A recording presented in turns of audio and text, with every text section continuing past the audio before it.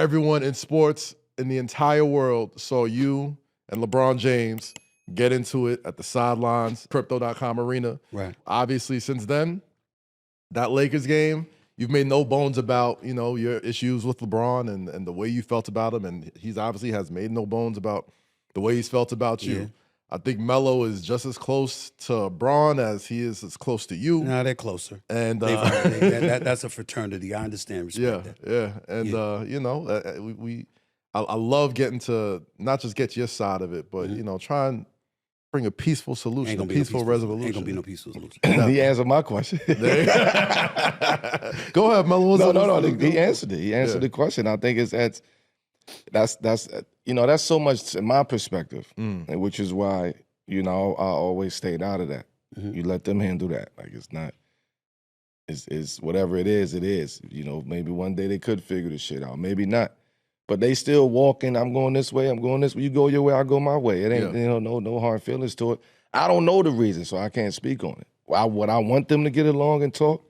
Yeah, why fucking not? I mean, just getting from the gist of just our earlier conversation already, you make it a point to never make it personal with any of your critiques with anybody. Right. And I think a lot of people who probably either saw what you said about Bronny or the game, it's that blurred gray line where it is basketball, it is the game, but from one specific person's point of view, it is personal. But I don't think it was for that, though. I mean, go ahead. I don't think it was just that.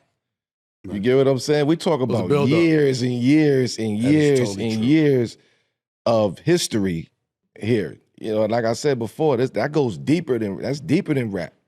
So whatever it is, you would have to peel back those layers and really sit down and have a real conversation, because from my perspective, it wasn't just about what he said about Bronny. It was a buildup from everything over the years, and that right there just hit home. That hit close to home. Right. So of course I gotta, at this point in time, it's fuck that. I gotta take care of, now is my time to say something. Enough is enough type of situation from that side. I will say this. I'm gonna say shit on this podcast right now that I ain't never said. I ain't gonna hold back. I'm gonna preface my comment by saying, if y'all wouldn't have asked me about him, I wouldn't have talked about him. Indeed.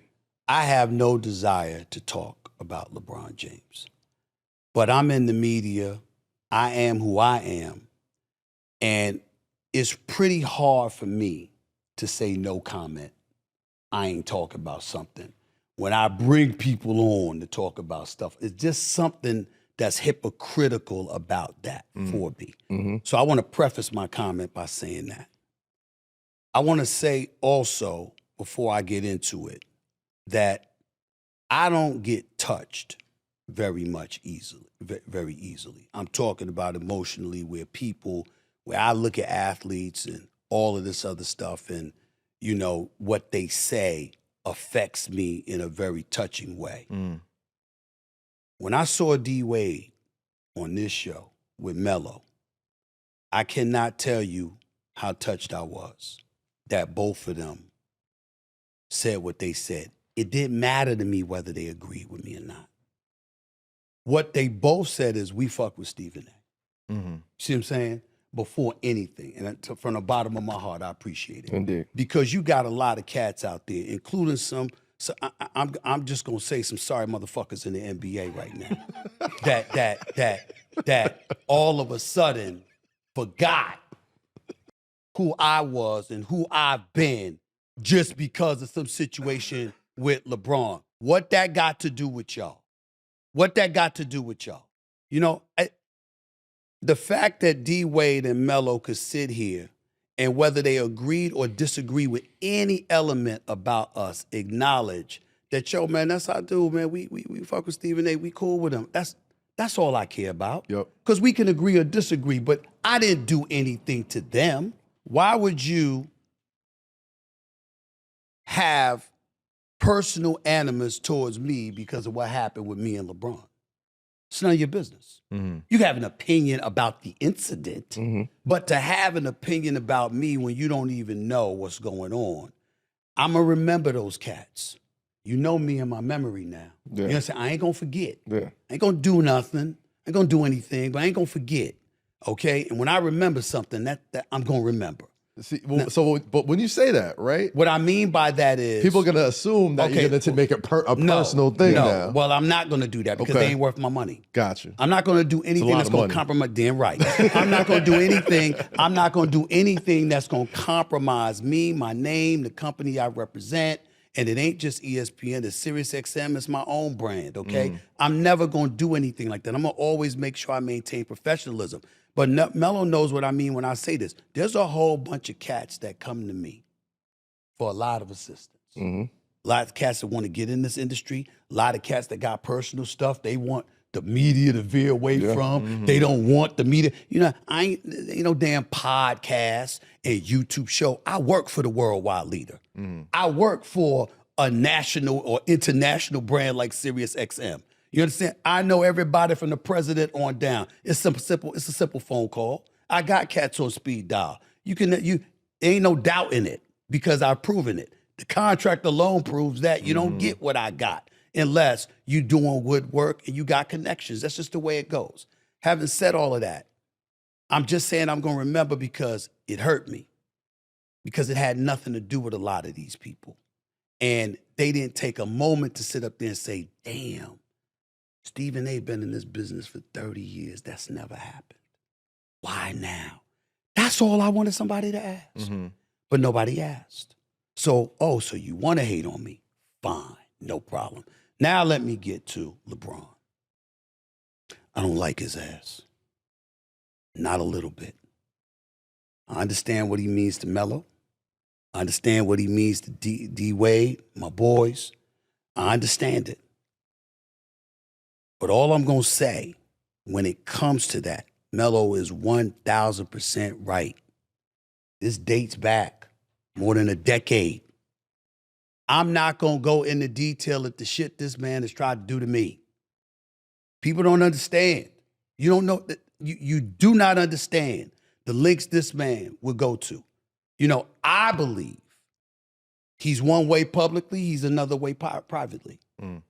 I believe he might not be interviewed and he might not be quoted, but the things he says and the things he has said to people, it's gotten back to me.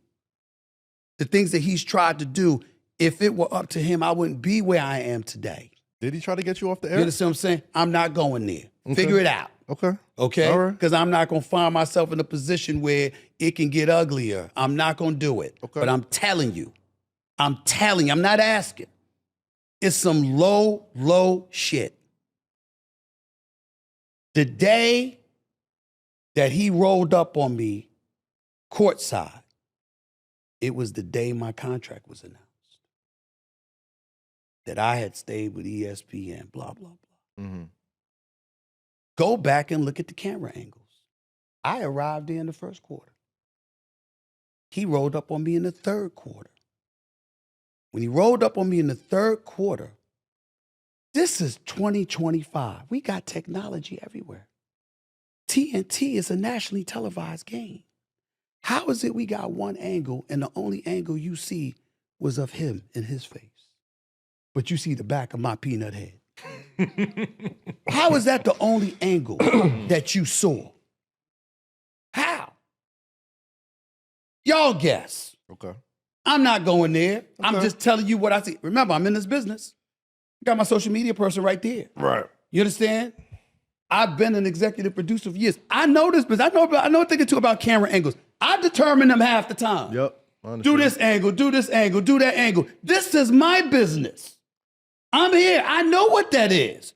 There's no way that you're in an arena, you're LeBron James, and the only angle that somebody sees is a straight up shot of you getting in my face. They see no reaction, they see nothing, and that's an accident. All right, so I'll ask you straight up. It doesn't happen. I'll ask you straight up. Do you think you felt set up in that moment? Damn right. Okay. Damn right I did. You thought he had somebody out there too? Damn right that did. Okay. Damn right. That's how I feel. Okay.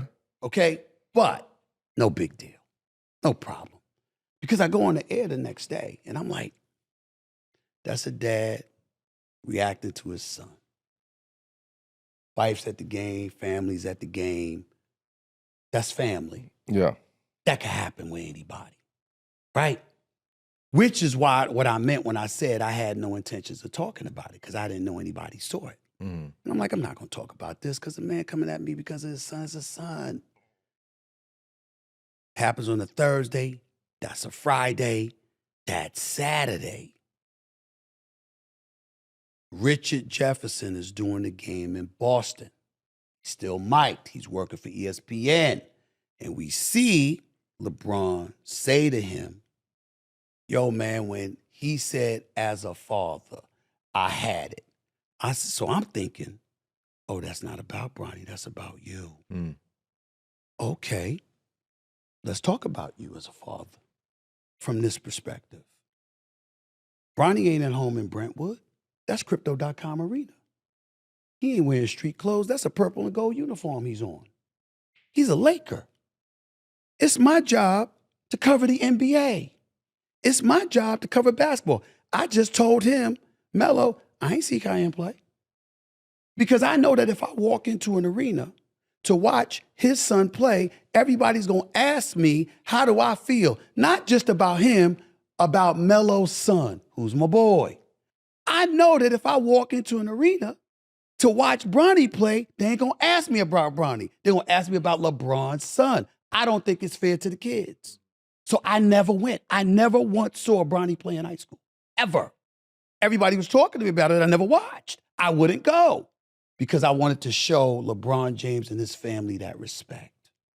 Because I happen to think that Savannah is the first lady of basketball. I think she's wonderful. She's just a wonderful, wonderful human being. Indeed. And it actually breaks my heart that I could have done anything to make her upset. I call her with Gloria, his mom, who has always been wonderful to me. Wonderful people. I got nothing to say about them. I got nothing to say about Bronny, who I think could be an NBA player someday. I think he continue to develop in the G League and then ultimately coming up here working out with the team, stuff like that. I think he's got a chance, right? Which is what I said. Right. Okay? So, Rich Paul, Maverick Carter, Randy, for years, nothing but respect, always been cool with them. I know where their loyalties lie. It should. Do you. No problem. But I'm looking at it and I'm going like, I never watched him in high school. I wasn't the one that said I ain't never seen no All-American averaging 14 points a game. No, McDonald's All-American averaging. That was Kendrick Perkins. I wasn't the one out here talking about Bronny. That was other people. He goes to USC. He has the heart ailment. Our heart goes out to him. We praying that he's going to be okay. We turn around. We go from there. Okay, he wants to enter the NBA draft, even though he hasn't really played on a collegiate level. All right, fine. With what LeBron James has done for this league, everybody shut up. If that's where he wants and that's where he could fit, manipulate, no problem. It's no big deal there. Congratulations. Oh, he ends up getting drafted by the Los Angeles Lakers. Congratulations. No problem. Oh, he ends up being there opening night, that father-son moment with Ken Griffey Jr. and Sr. in attendance. I was there at the game, standing up, clapping. No problem. It became a problem when this brother was in the G League, and then the next day, J.J. Redick decides to bring him in the first quarter and ask him to guard Tyrese Maxey. Yeah. Go back and watch the film. Yeah. Tyrese Maxey, if you could literally feel or see somebody drooling at the mouth, give me the ball. That was Tyrese Maxey. It was a nightmare. And I'm like, you can't do that to him. But you also can't do that to us.